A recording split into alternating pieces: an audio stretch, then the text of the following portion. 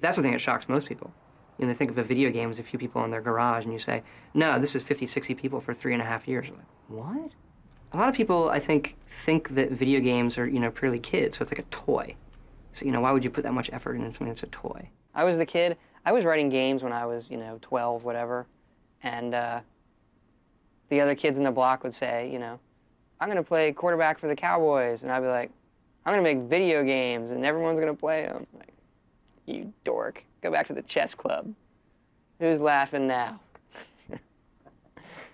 Yes, I was in the chess club. So The Elder Scrolls is our role-playing series that we've been doing since 1994, and with each game we have started over and tried to do something very, very new. Each of them we try to, for that generation of hardware and game-playing folks, create what we think is the quintessential role-playing game, and this time we went crazy and looked at doing the game for next-generation consoles and PCs that didn't even exist when we started this project. All right, so this is her new upstairs. This is her puppy named Dog. She talks to him, she says, no, she's got to practice. She's got things to do, she's got to practice. He has to be good Dog. So she's going to go pick up that bow that's over on the table there. And she's going to take a few shots. Right now, her marksman skill is very low. So she goes and she gets a marksmanship potion. Are they actually drinking potions? How'd you do that? She drinks a potion. Pause a second. So this is new to me, so I'm making lists. I've got that on the list as we need the potion or drinking potion. That. Yeah, it's on there. Okay. All right, so she drinks that, which increases her marksmanship skill.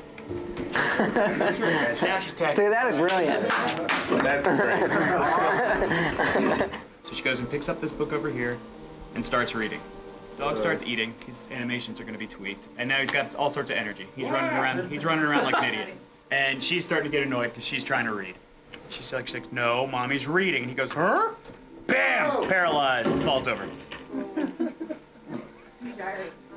She goes back to reading while the dog twitches helplessly on the ground. All right, so now she says she's gonna go get some sleep. The dog still wants food though, so he follows her over to the bed. She says, "You're a very bad puppy. You're a very bad puppy." And he goes, after kicking a bottle out of him. Awesome. And scene. I think the demo showed a lot of promise, and we just have to go through and polish a lot of small stuff. And you know, the final battle part definitely isn't quite there yet, but I mean, the game systems work. We just need to go back and add that extra fine-tuning, extra scripting that's required for that. So, yeah, no panic yet. You guys are waiting for this panic, and I don't think it's quite going to come. What's at stake here? There are two big focuses for E3. So one is the demo, and we'll go in there, have a big, giant plasma screen, and it'll be, you know, me and Todd in there just talking to people about the game and kind of running through the same demo every hour on the hour. And then the second thing would be the trailer. It has to be awesome. It can't miss. It's the most important thing we do because it gets seen by everybody.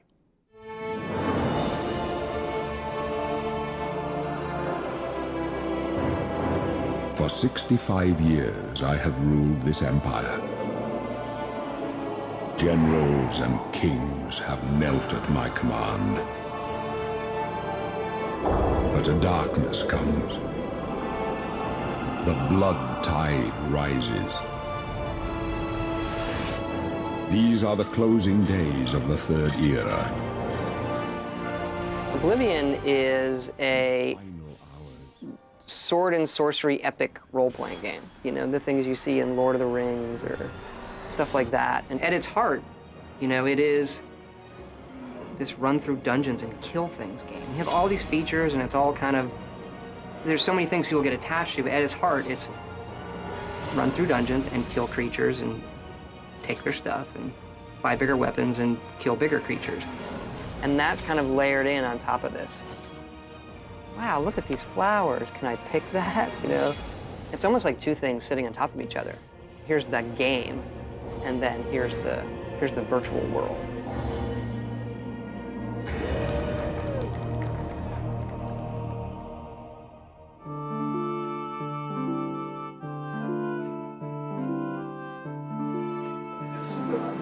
Yeah, so like the triple R is perfect for like you want to give the player a chance to avoid it, to feel like they see it, or to use it against the creatures. Again, we'll be liberal with those traps. I'd rather add too many and have people complain and take them out, rather than have That's empty what I'm spaces. thinking right now with loot and creatures. Overwhelming. I'm trying to overwhelm it with lots of loot. So that you get more out of the dungeon, because, everybody's been saying the argument, you get more in someone's basement than you do in a quest. Well, I'm one of the world artists, but I specialize in the Oblivion plane art and the lower class. The stuff that's really dirty and dingy and sort of nasty, or the stuff that looks very deadly and scary and, somewhat demonic or evil. That seems to be in my comfort zone, in a way, that I can go do that stuff far easier than if they asked me to do anything that was nice and beautiful. This is basically showing an overview of what you'd expect a dungeon level to look like. So they're built on a grid system, so that they have an exact fit and match, and you won't see any seams. It's a lot like a Lego set in a way, except, far more complex and detailed. And then before you know it, you have this world that you created in your own mind that you can sort of experience and feel the atmosphere and sort of the dread and the scariness of it. And this is where you find your first area that's inhabited by traps. So my goal is, I'm hoping the player walk over to the treasure chest and walk through all 3 of these zones, therefore setting off all 3 of these traps up here, here, and here. I mean, I live a pretty normal life. I have a wife and 2 daughters, so it's very normal for me. But they exist in that world with me, like they're exposed to the monsters and to the films and all the stuff that I have in the house. I love the undead. I try to use them as much as possible. Just bring in one of these guys, pop them down, and so like this one only has 1 arm, or the other one has no head. I guess I'm sort of a non-conventional sort of person, so that I've always stayed away from the, more conservative side of life. So I like the stuff that is far more, I guess, less mainstream. So it wouldn't just follow this route along the path here, but maybe it would take this route, and give it a little bit more lifelike behavior as far as the direction it's going to travel.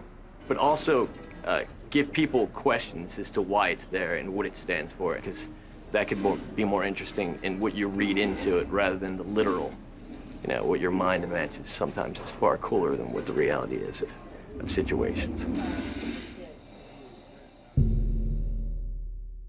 I know the designers have a long wish list of art that they wanted, but you know what? I mean, if you don't get that unique looking sword, I think we can live with it looking like every other sword in the game, so.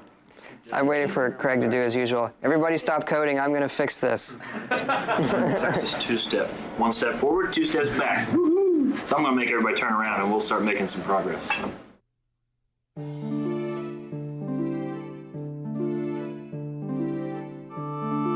I think the big thing is the AI we have in the game. We designed this system, Radiant AI, that allows the people in the world to react really intelligently, and they sort of have their own goals, so they can look at their environment around them and decide how they want to accomplish them.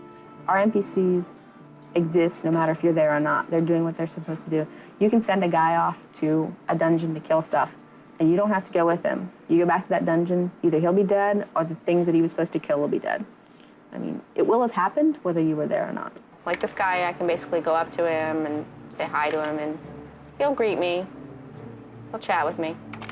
His aggression is like a 5. I'm gonna give him a higher aggression. So now he really hates my guts. He tremendously hates my guts. So we're gonna move over here, and he's immediately gonna go combat with me. The guy behind him is a guard. So he committed a crime by attacking me, so the guard will attack him. These other guys are just trying to stay away. So eventually he figures out the guard is a much dangerous target than I am, because I haven't struck him once, so he'll fight the guard. But the good guard saved me, kept me from getting killed. One of the initial things we had was we turned it on so the guys could all do their stuff, and some guy went around town, some NPC you couldn't even see, went around town and bought all the armor. So when you went to the stores, there was nothing for you to buy. It's like a ship that's bringing all these water leaks, and we're constantly, like, filling them up. Did you realize the player can easily steal a horse, ride it to this guy's place, leave it in his house, and steal all his money when the other guy goes out and tries to ride the horse, and hilarity ensues? When you have something that's powerful, it has a great capacity to be really cool or a great capacity to really make insanity. They're my actors, they're my children, they have to behave properly. When they're not acting right, everyone comes looking to me. So yeah, I talk to them and I have them set up and know what they do. And yeah, it's kind of odd.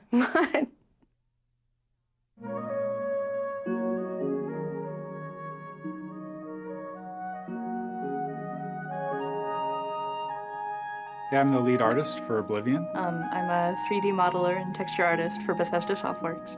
I work mostly on environmental and city art.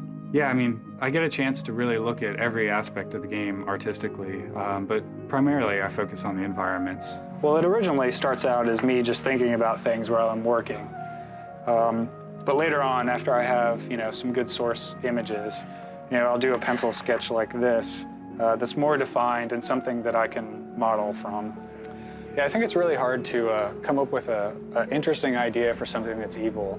It's a lot harder than you think. A lot of times I think it looks really cool, but it's not necessarily scary.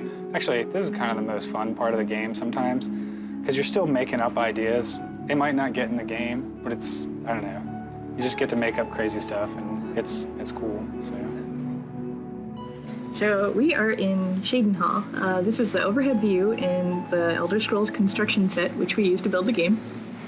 This is where we put in all the houses, the trees, paint all the landscape textures on, everything like that. And then these are our little door markers over here. This indicates that this is a door you can go through. There are a few things that might not look like doors, but they are. Yeah, this well behind the abandoned house might be used for nefarious practices, or it could be a secret door. It's really fun because, we go everywhere to find source photographs. Like, we took a day trip to DC one weekend and we just took tons of pictures of buildings, trying to get the just the right, stone pattern and making sure that we photographed everything we possibly can, just in case. Well, I took the photos I took here, I ended up using for a lot of the Imperial City base stonework. Yeah, so it ends up, looking somewhat boring to you, but, we can take the edges of these stones here on the ground or all the little stains in there and use those and build a whole new wall in the game. Can't get over how much this looks like something in the game. It looks really nice. Even like just the top part of it over there. Actually, a hard thing to find generally is just finding nice patterns, just architectural details, just things that we can put into a building to give it some more decoration. A really good example is you can see the coffered ceiling, and I tried to build something just like that in the temple in the Imperial City. So I tried to recreate something very similar to that. It's actually the top of a dome, but I'm using it for the top of an altar instead. So once I add all these different layers into it, it's more like the final texture. We've been able to make this living, breathing city that's like actually there. It's like, man, I totally live here.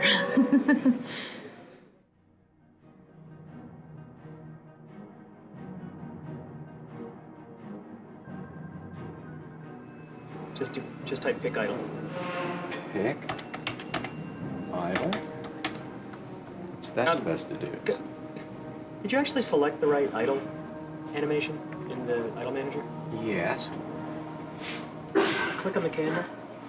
All right.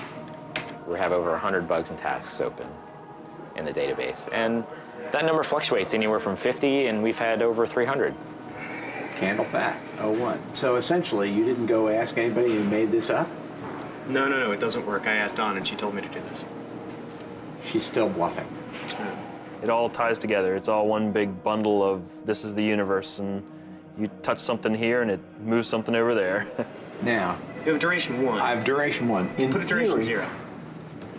Well, I used 0 before, but that's the Well, that would get rid of the problem you think you're having. And he did nothing. See, I mock you. What's his energy? Oh, that's high. Set it to 5. Low energy, idle more. Oh. No, he didn't do it You anyway. just finished it. That could well be a bug. If you run through the demo now and see the lightning effect, the fireball effect in the bookstore is messed up. But if you don't see the lightning effect, it's fine. So basically for this next week or two, you guys are really gonna have to talk to each other. You're gonna have to be really, really smart about stuff that you put in the game, stuff that you update. If you see anything broken, you have to speak up. Do not assume that QA is gonna catch it, that I'm gonna catch it, or someone else is gonna catch it. If it says E3, it needs to be done that day. And if you look at it and it can't be done that day, talk to somebody about it. Because we need to sort of slot these things and make sure it's all done over the next week. We've seen it, it's there. We just sort of have to, get some of the mess out of the way and let it shine through. But we've done it before, we can do it again. So, let's do it. I'm basically the chief deficiency inspector. So if there's any problems, I'm the one in there finding them. Primarily, I'm looking for crashes. Anything at this point specifically that's going to make the demo look incomplete. Like, the worst thing that could possibly happen is for it to crash while we're showing it to people. Oh, there it is. You see that? How'd you do that? Hey, Chris. It's that power attack thing where you get stuck. Can I kill every creature in the game? Can I soul trap every creature in the game? Can I click every button in the game? Can I exit the game from everywhere in the game? If I save the game this way, does anything get messed up? If I go here and save, does anything get messed up? I think we should throw a fireball here, but that's up to you. Because I think it was... No? Now you've ruined everything. But it looks so cool going down there. Yeah. That's the beauty of my job is I get to do everything hundreds of times. Minimum 2 times an hour, 10, 12 hours a day, 30 a day all week. Hey, that's like 150 times this week.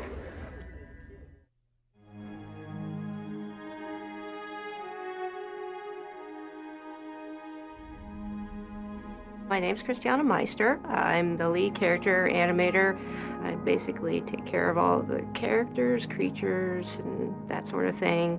My particular favorite is the horse, You study the skeleton and you know exactly how it should move. You go to biped, and then you just drag a box and create one. Okay, so that doesn't look anything like a horse. You have to then create the structure by scaling the bones, rotating them. It looks really crazy right now, but you start off with your base skin and try to match up your skeleton with that. Now you can see here what I've done is put movement throughout the entire leg, but that doesn't react with the rest of the body. So then what you need to do is make sure that the rest of the body reacts to that movement, because it does in real life. If you move her head, you see the hind end actually moves. Everything's connected. There's not one joint that you can just move independently, really. And here's a horse that I can get up and ride. I have to get with the character animator on this riding animation. It looks uncomfortable to me. There's always work to be done. Yeah, I'm always, watching her move, and it also helps to, when I ride, I can feel what's going on. So feeling is a good part of animating as well, because you think about your body position and everything else while you're riding. I don't know, people are not my forte, really. I like thinking about the 4 legs instead of 2 legs. I know there are people that are completely the opposite, but I don't know. I find them much more interesting. Yeah, it's fun. With Oblivion, we were really fortunate to get some voice talent that people know to join us for the project, including Patrick Stewart, Linda Carter, Sean Bean, Terrence Stamp.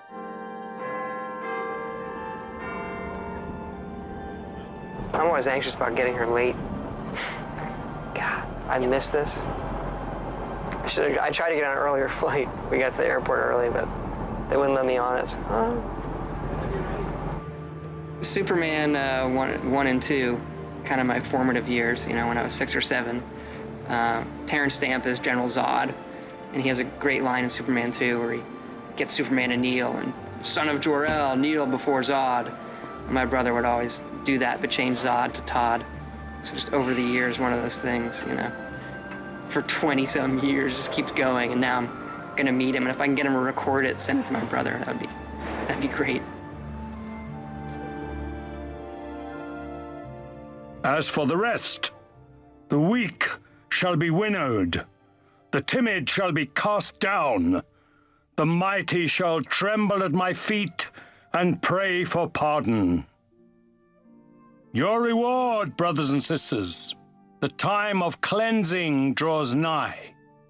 Weakness will be purged from the world, and mortal and immortal alike purified in the refiner's fire. That gave me goosebumps. Terrence Stamp plays kind of the, you know, he's the bad guy. Somebody who comes from a different line of kings, who wants to make this world his own. So he's kind of a priest. You know, he's not a cackling maniac. We like to have our bad guys be a little grayer. We want that moment where the player goes like, maybe he's right. You think I mock you? Not at all. In your coming, I hear the footsteps of fate. You tell me if I'm overdoing it, won't you? Yeah. Impossible. It's impossible to overdo.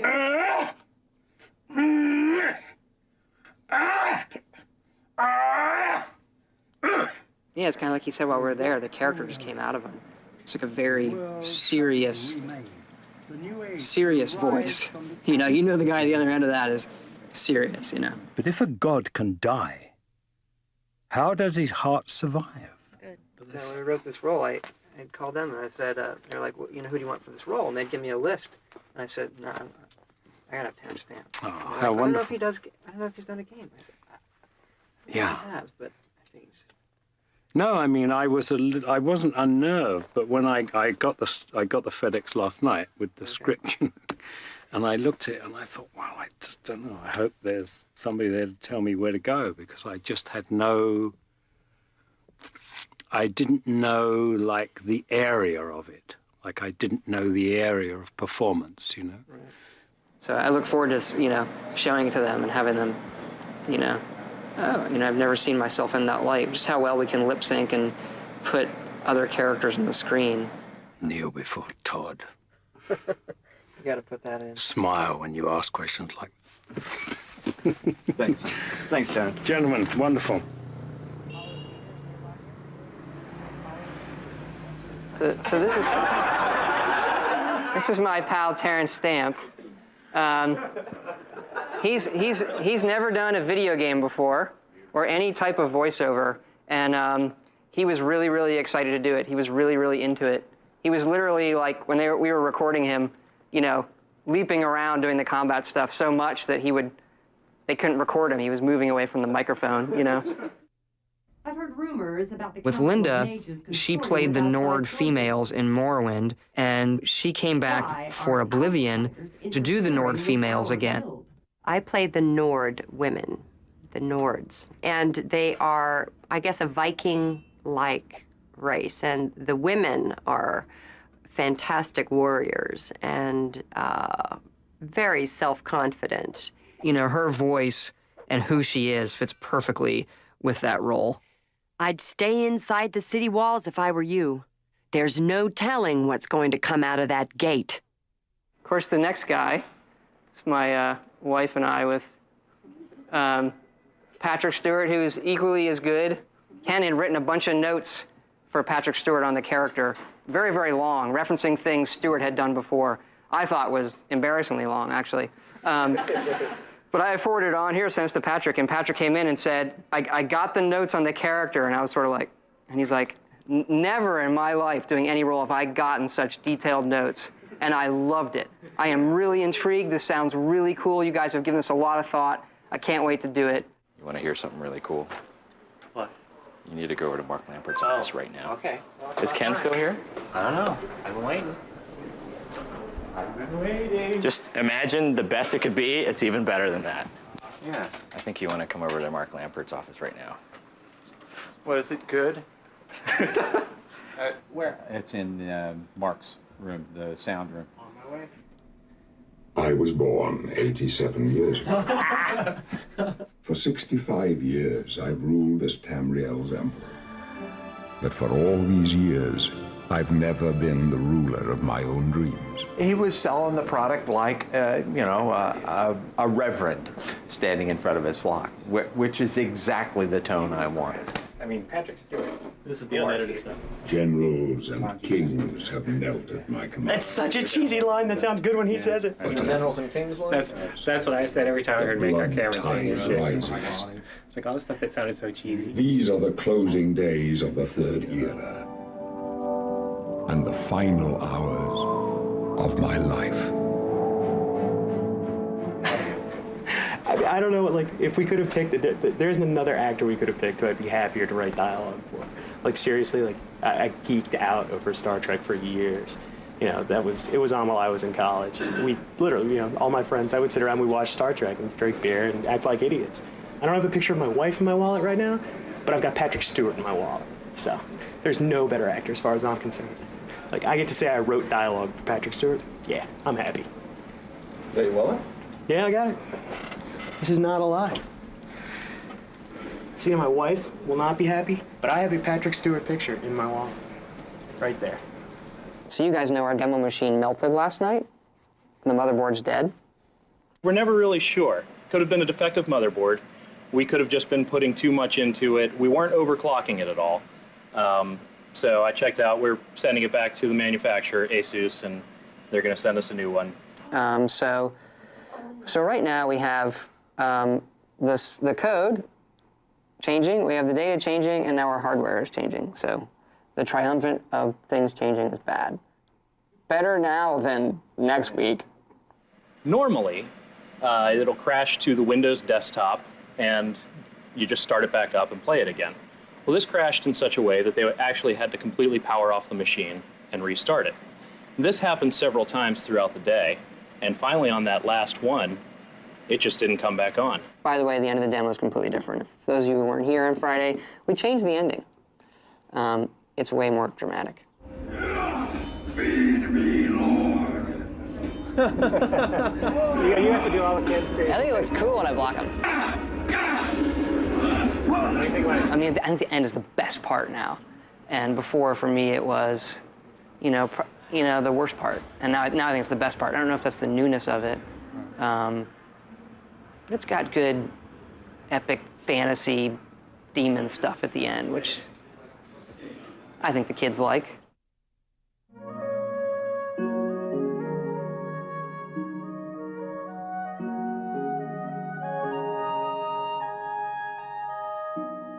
Yeah, the Force stuff for us has always been the kind of rendering-wise the craziest thing that we're trying to do, and the thing that also has the biggest visual impact of the game. People see it, wow, I've never seen that before.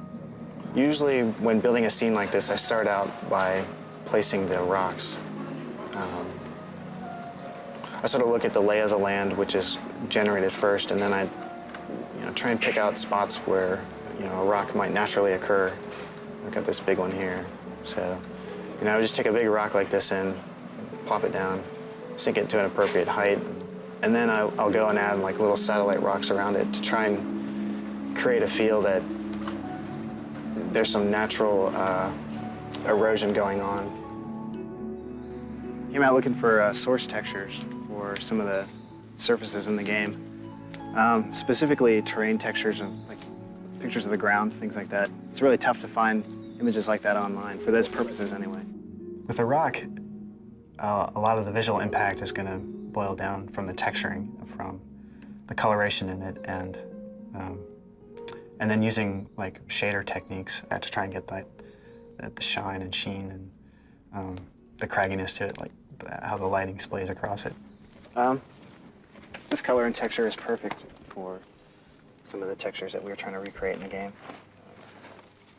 I mean, obviously the moss in general is mostly green, but there's lots of other little details here that really help make the textures more believable. There's lots of other little browns in here, lots of little highlights in the green, and just other little random bits of nature. I've always obsessed over natural foliage and just greenery in games in general. For some reason, I think that's really cool. It's just not something that you normally see, and I definitely think it's a fun environment in a game to play in. You think about all the leaves individually, they're probably pretty close to the same color, but you see them all in a scene like this. There's so much contrast and play of light. In the foreground here is an example of some of our grass that we have in the game. So we've got some ivy in here and some tall grass. Further on, I think there's some sort of generic forest weed types of plants.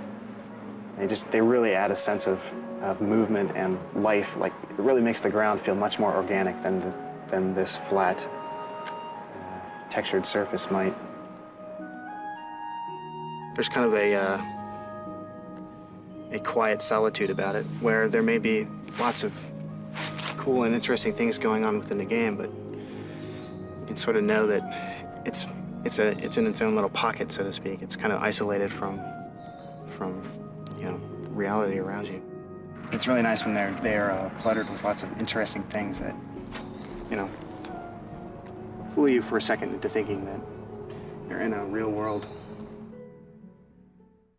Well, it's Thursday now, Thursday morning, and E3 starts next Wednesday. However, the computers need to be shipped out and they need to arrive there by next Monday. So we basically have until tomorrow afternoon before we basically have to stop work. The machines get packed up and they get shipped off. We're on schedule. It's taken all late nights, deep into the mornings the last 2 weeks, but looks good, looks good. Okay, I'm a little under the weather, so I'm going to try to get through this, but if my voice dies, bear with me. We built Oblivion from day one to be a next-generation game for both the PC and the Xbox 360. We've always tried to make our worlds come alive visually, but Oblivion takes this to new levels. Our artists have painstakingly modeled over 9,000 objects. There are 9 main cities in the game and dozens of smaller settlements. Over 1,000 NPCs live in Oblivion, all with their own schedules and jobs. Good morning! Oblivion features over 50 hours of recorded dialogue, all lip-synced in real time. They say the streets run red with blood, and the Daedra will soon overtake the entire city. The voices fill half of the game's DVD. Please, come on upstairs with me.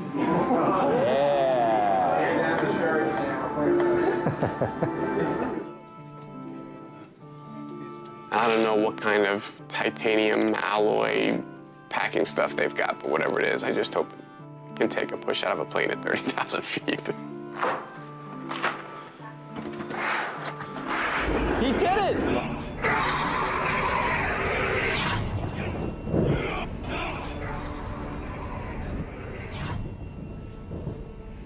Now I just need to make sure that works all day. If you do not have any big buttons, it's supposed to be through the register. If they don't like it a lot, I'll be really disappointed. It's all about meeting expectations. It could still be like one of the best games there, but if it doesn't meet their expectations.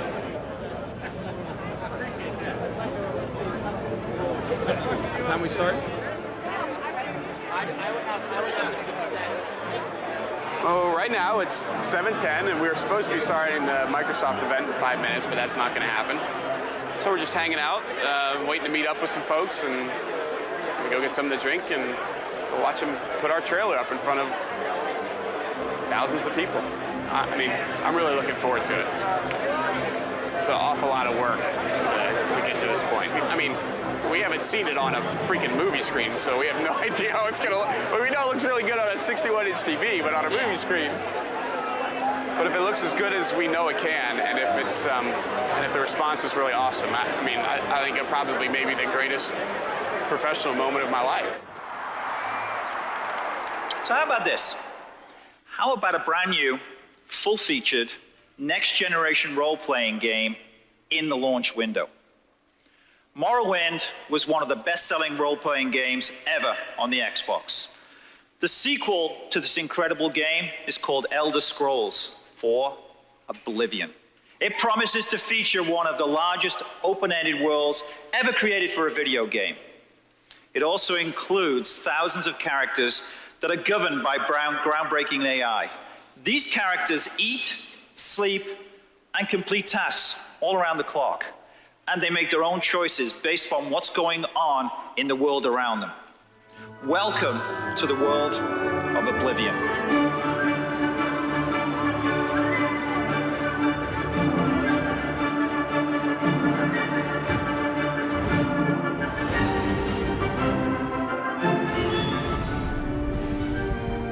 Hi, I'm Todd Howard of Bethesda Softworks, and welcome to our presentation of the Elder Scrolls IV Oblivion.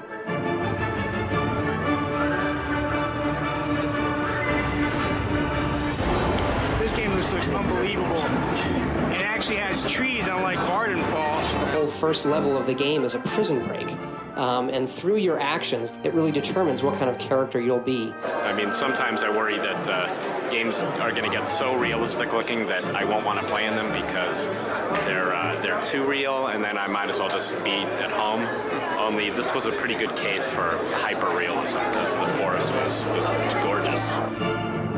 Unbelievable. It's easily the most impressive game that we've seen at E3. It's like with the Radiant AI thing. Yeah. That's always one of my big issues with RPGs is the NPC characters are kind of boring. Like they're just there and you talk to them and they're kind of just like this clunky way of getting information. But it's so much more entertaining to watch like somebody flame their dog.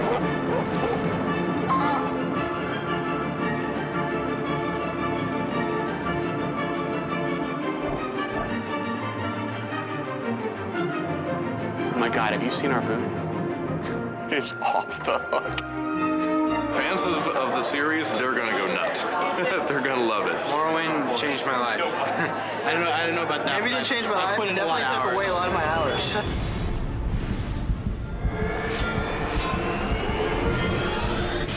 We look back at what people really liked about role-playing in the first place. The setting, the action, the heroism.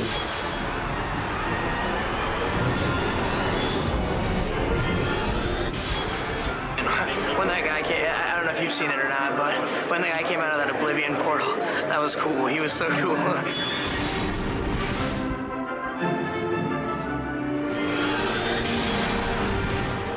do have a very unique sort of little setup there, doing titles that take a long time, that have a distinct story, and they've really resonated with fans over the years. I totally love the storyline as it is, and like the way it develops is like just so good. As you know, if it's an Elder Scrolls game, people are going to go buy it just because.